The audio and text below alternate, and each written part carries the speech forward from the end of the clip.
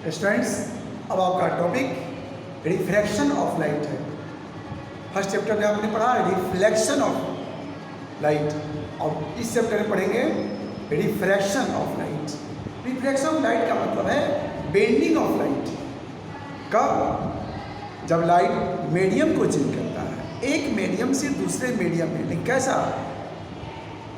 Transparent medium, जिस medium में light pass कर सके। तो लाइट जब पास करता है, और पास करने के समय में जब लाइट मीडियम को चेंज करता है, एक कोई मीडियम डेंसर होता है, ऑप्टिकली डेंसर होता है, जिस मीडियम में लाइट का स्पीड क्या है कि कम हो सकता है। तो जिस मीडियम में लाइट का स्पीड कम होता है वो समझ लीजिए ऑप्टिकली डेंसर है। और ऐसे मीडियम जिसमें लाइट का स्पीड ज़्यादा, वो ऑप्टिकली रेयर हो गया, हल्का हो गया। तो लाइट जब एक मीडियम से दूसरे मीडियम में इंटर करता है, यानी मीडियम को चेंज करता है, तो वह अपने पाथ से बेंड कर जाता है। वैसे लाइट स्ट्रेट पाथ पर ट्रेवल करता है, यानी लाइट का क्या होता है? रेक्टिलिनियर प्रोपेगेशन होता है। लेकिन लाइट क्या होता है? अपने पाथ को चेंज कर लेता है। कब? जब मीडियम को चेंज करता है। इसलिए हम इसको लिखते हैं क्या स्टूडेंट्स? तो मैंने यहाँ लिख दिया आपकी सुविधा के लिए, bending of light when it travels from one medium to another medium is called reflection of light. जब लाइट एक मीडियम से ट्रेवल करके दूसरे मीडियम में इन करता है, हाँ, लेकिन एक बात ऑब्लिकली होना चाहिए, ऑब्लिकली तिरछा। यदि बिल्कुल सीधा आ रहा हो तो फिर बेंडिंग नहीं, इधर उधर बेंडिंग नहीं बन, सीधा चला जाए। एक बात को ध्यान रखना है। इसका कॉज क्या है? यदि आपसे पूछा जाए कि रिफ्लेक्शन ऑफ लाइट का कॉज क्या है, कॉज इसका है ना, तो कॉज क्या है? ध्यान से, रिफ्लेक्शन का कॉज क्या है, गौर से देखिए। पहला तो आपने अभी समझा कि मीडियम को चेंज करना। दूसरा मेन कॉज क्या है कि मेनली लाइट क्या है कि डिफरेंट मीडियम में उसका स्पीड डिफरेंट होता है ना। लाइट का डिफरेंट मीडियम में डिफरेंट स्पीड होता है। Speed of light is different in different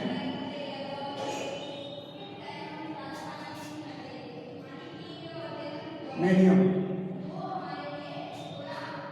main cause यही है, एक मीडियम में है ना स्टूडेंट्स, ऑप्टिकली यहाँ ऑप्टिकली डेंसर मीडियम में, लेकिन यहाँ नहीं।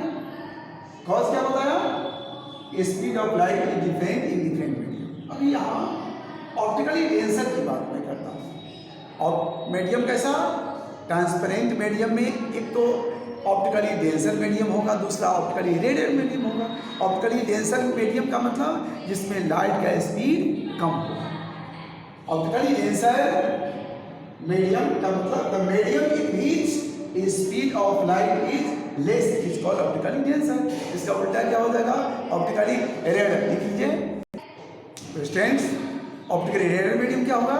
The medium in which speed of light is high, है ना, इसमें ज़्यादा। ठीक है। अब आप देखिए, एक चीज बताता हूँ, ऐसे डेंसिटी का हाई होना अलग बात है, और ऑप्टिकली डेंसर होना एक अलग बात है। जिसकी डेंसिटी ज़्यादा हो डेंसर, लेकिन ऐसे जनरल डेंसिटी ज़्यादा होना, जैसे किरोसिन और वाटर को देखिए। Kerosene oil can float over the surface of water. It means kerosene oil is क्या होगा बताइए? Kerosene oil is lesser, the density of kerosene is less than that of water. लेकिन ऑप्टिकली क्या है? उल्टा है, ऑप्टिकली डेंसर है। Water पर फ्लोट करता है, इसलिए इसकी डेंसिटी क्या है? कम है। लेकिन लाइट के सेंस में क्या है? उल्टा है। लाइट के सेंस में क्या है? उसका स्पीड लाइट का स्पीड किरोसिन ऑयल में ही कम है, सॉरी उल्टा बोला गया, लाइट के सेंस में क्या है, speed of light in kerosene is less than that of water. तो किरोसिन ऑयल में लाइट का स्पीड कम है वाटर की अपेक्षा, तो किरोसिन क्या होगा, ऑप्टिकली डेंसर, किसकी अपेक्षा, वाटर की अपेक्षा, है ना, जबकि वो हल्का है। अब बताइए रुई को ऐसा एक रख लेते हैं पॉलीथीन में रख करके, और यदि ट्रांसपेरेंट पॉलीथीन हो और टॉर्च की रोशनी उसमें डालेंगे, क्या वो पास करेगा लाइट? बिल्कुल नहीं, ऑपेक मीडियम है। लेकिन पॉलीथीन में रुई को ऐसे हल्का कर दिए, रुई को आप अच्छा से बांध करके वाटर पर डाल दिए, क्या होगा, फ्लोट कर सकता है, करेगा फ्लोट। तो वाटर पर फ्लोट करता है, इसका मतलब वाटर से उसकी डेंसिटी कम है, लेकिन लाइट क्या उसे पास करेगा? नहीं। ऑप्टिकली क्या है, बिल्कुल हाइयर, बिल्कुल वो ऑप्टिकली इतना डेंसर है कि वह ऑपेक मीडियम, लाइट उसे पास करेगा ही।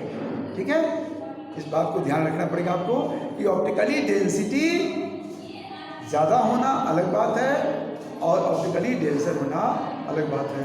वाटर की डेंसिटी ज़्यादा है किरोसिन से, लेकिन वाटर में लाइट का स्पीड ज़्यादा है किरोसिन वाले से, इसलिए आप इसको ऐसे समझिए कि, ठीक है, अब इसको देखिए क्या मैंने लिख दिया, kerosene is optically denser then water because speed of light in kerosene is less than that of water. Clear हो गया, इस सबको ध्यान रखें। आइए अब लॉ ऑफ रिफ्लेक्शन के लिए आपको बताता हूँ कुछ बातें। देखिए कुछ रूल्स देखिए, यहाँ ऑप्टिकली रेडिएटेड मीडियम है, जैसे मान लीजिए कि एयर है, चलिए ऊपर है एयर, नीचे वाटर है, ठीक है, नीचे वाटर है, ऑप्टिकली डेंसर है, तो रे ऑफ लाइट यदि आ रहा है ऐसे, यहां पर एक जो है इंटरफेस, एक वर्ड आता है इंटरफेस, वो सेपरेटिंग सरफेस जो किसी दो मीडियम को सेपरेट करता है। ऐसा सरफेस जैसे नीचे वाटर है, ऊपर एयर है, तो ऊपर से एयर जहाँ पर वाटर टच करता है, एयर जहाँ से वाटर को टच करता है, तो जहाँ दोनों मीडियम टच कर रहा है वहाँ एक सरफेस है, तो जिस सरफेस पर दो मीडियम टच करता है उस सरफेस को इंटरफेस है। क्या होता है उसको? इंटरफेस। और ये इंटरफेस पर, इस इंटरफेस के इस पॉइंट पर, पॉइंट ऑफ यहाँ ये हुआ इंसिडेंट, ये इंसिडेंट है,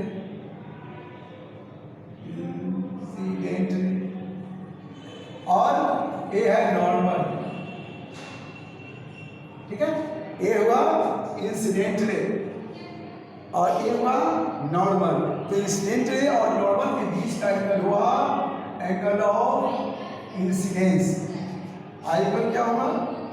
एंगल ऑफ इंसिडेंस, इंसिडेंस हो गया, ठीक है, ए नॉर्मल। तो क्या होगा अब बताइए? when a ray of light enters from optically rarer to denser medium, तो क्या होगा? डेंसर मीडियम उसका स्पीड कम है, स्पीड कम है तो वह अपने डायरेक्शन को ऐसे चेंज करेगा ताकि उतने टाइम में उस मीडियम को पार कर जाए।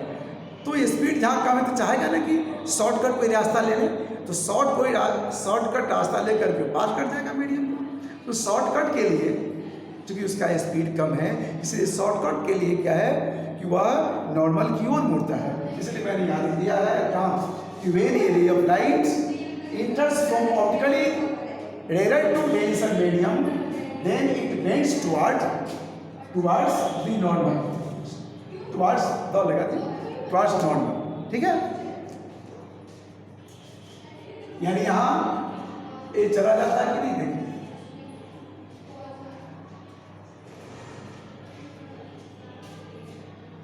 बताइए ये क्या है?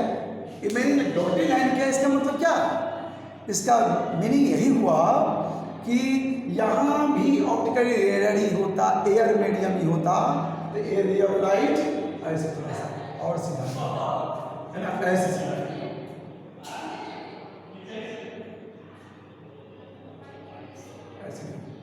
सीधा चला जाता ना अपनी सीध में। लेकिन क्या हुआ उसे रास्ते में क्या मिल गया, ऑप्टिकली डेंसर मिला, इसलिए लाइट अपने पाथ को चेंज किया, किधर, बेंड्स टुवर्ड नॉर्मल। तो नॉर्मल इसका यहाँ पर है, इधर है नॉर्मल, तो नॉर्मल की ओर मुड़ेगा ऐसे।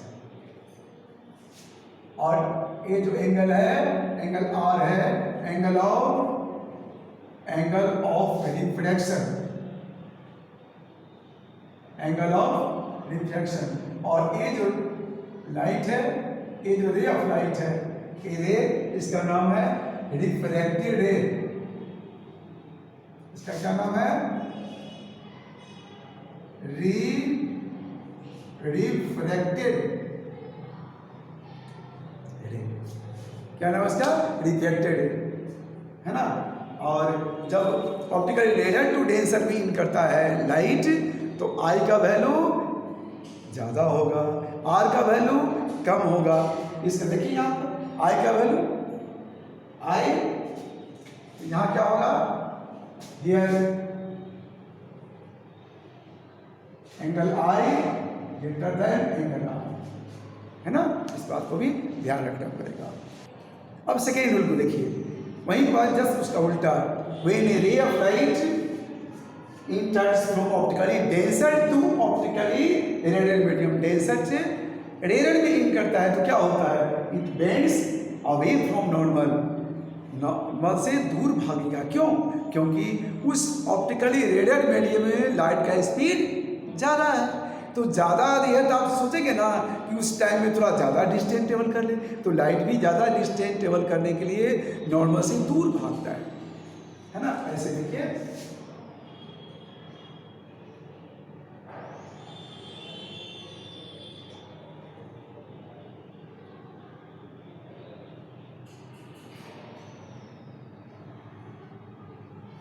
ये है इंसिडेंट रे, है ना, इंसिडेंट रे है, और चला जाता है, बताइए चला जाता है ना, ऐसे ऐसे चला जाता है। ऐसे कब जाता है, जब यहाँ जो मीडियम है डेंसर, वो मीडियम यहाँ भी रहता तो अपने स्ट्रेट पाथ पर चला जाता।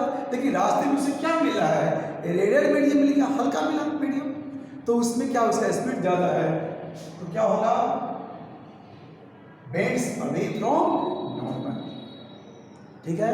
और यहाँ पर क्या हो जाएगा, आई का वैल्यू छोटा होगा, आर का वैल्यू ज़्यादा होगा। नहीं, ये क्या है, इंसिडेंट रे है, ये क्या है, रिफ्रैक्टेड रे है, ये है इंसिडेंट रे, ये है एंगल आई, ये है angle R, incident ray, incident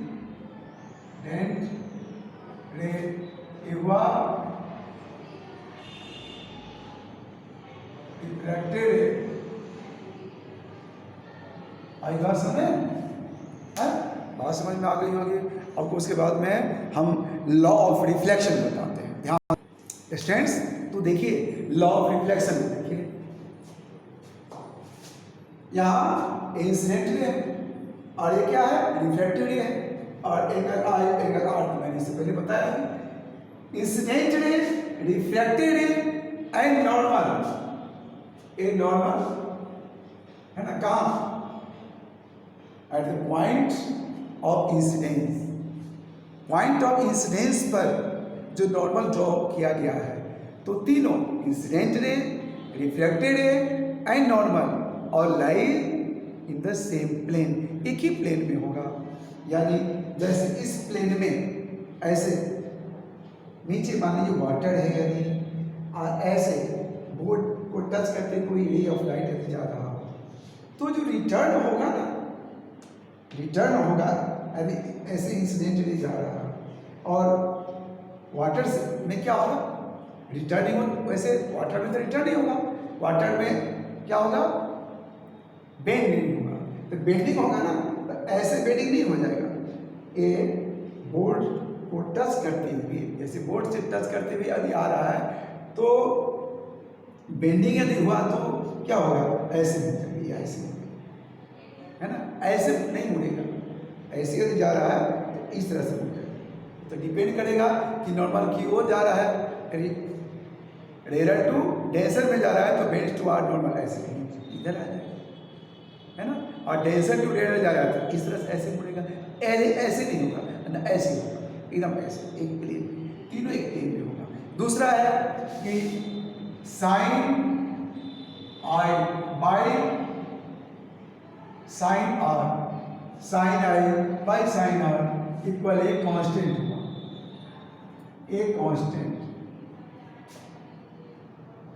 known as, इसको क्या बोलते हैं, refractive index, refractive index of the medium, ठीक है, और इसको एन से भी डिनोट करते हैं। वैसे ए साइन जो है ये म्यू का साइन है, म्यू है, यू नहीं है, म्यू, यू के नीचे खींचा हुआ थोड़ा ज़्यादा लंबा, है ना। एनसीईआरटी के बुक में एन से भी एम एन होता है ना, M N O P, N letter से रिप्रेजेंट किया जाता है और म्यू लेटर से रिप्रेजेंट किया जाता है, इसलिए मैंने यहाँ दोनों चीज़ दिया और करके, ठीक है, इस बात को ध्यान रखेंगे। तो सेकेंड लॉ क्या है, साइन आई बाई साइन। अरे भाई साइन आई क्या है, आप मैथ में पढ़ेंगे, ट्रिगोनोमेट्री में ये सब ट्रिगोनोमेट्री रेशियो है, एंगल ऑफ इंसिडेंस जितना होता है ना उस वैल्यू को आप साइन पर डालिए। जैसे एंगल ऑफ इंसिडेंस यदि 30 डिग्री है ना, तो आई इक्वल हुआ 30 डिग्री, तो साइन आई का वैल्यू निकाल लीजिए। साइन आई का वैल्यू होता है 1/2, देखिएगा ट्रिगोनोमेट्री बुक में। और आर एंगल ऑफ रिफ्लेक्शन डालिए, एंगल ऑफ रिफ्लेक्शन जो भी वैल्यू हो, 45 हो, 60 डिग्री हो, उसका जो वैल्यू होता है वो डालना है। डिग्री नहीं डालना है, साइन पर डिग्री का वैल्यू, जैसे एंगल आर मान लो 60 डिग्री आया, है ना, तो साइन 60 डिग्री का वैल्यू √3/2 होता है, वो डालना है। 60 डिग्री नहीं डालना है, साइन 60 डिग्री का वैल्यू डालना है। बात समझ नहीं है, जैसे आई का वैल्यू 45 डिग्री आता है तो साइन 45 डिग्री डालना है, यानी साइन 45 डिग्री का वैल्यू 1/√2 जो वैल्यू है वो डालना है यहाँ पर। इस तरह से आप sine I by sine R का वैल्यू डालेंगे निकाल करके, और फिर डिवाइड करेंगे। साइन आई को साइन आर से डिवाइड करेंगे तो वह उस मीडियम का रिफ्लेक्टिव इंडेक्स होगा। लेकिन ध्यान रहे किस मीडियम का, यहाँ तो 2 मीडियम है, मीडियम 1 और मीडियम 2। तो यहाँ पर याद रखने के लिए आपको बताता हूँ कौन सा मीडियम का, किस मीडियम का रिफ्लेक्टिव इंडेक्स, जिसमें लाइट इंटर करता है उसका रिफ्लेक्टिव इंडेक्स याद रहे, ठीक है, ठीक है। अब फिर इसको देखिए, बार बार इसको पढ़िए, बार बार इसको प्ले कीजिए और समझिए, फिर अगले क्लास में आपको बताएंगे, इससे रिलेटेड कुछ और भी चीज़ें बताएंगे। और यदि मेरी आवाज़ ठीक से नहीं सुनाई पड़ रही हो, ईयरफोन का यूज़ कीजिए, ठीक है।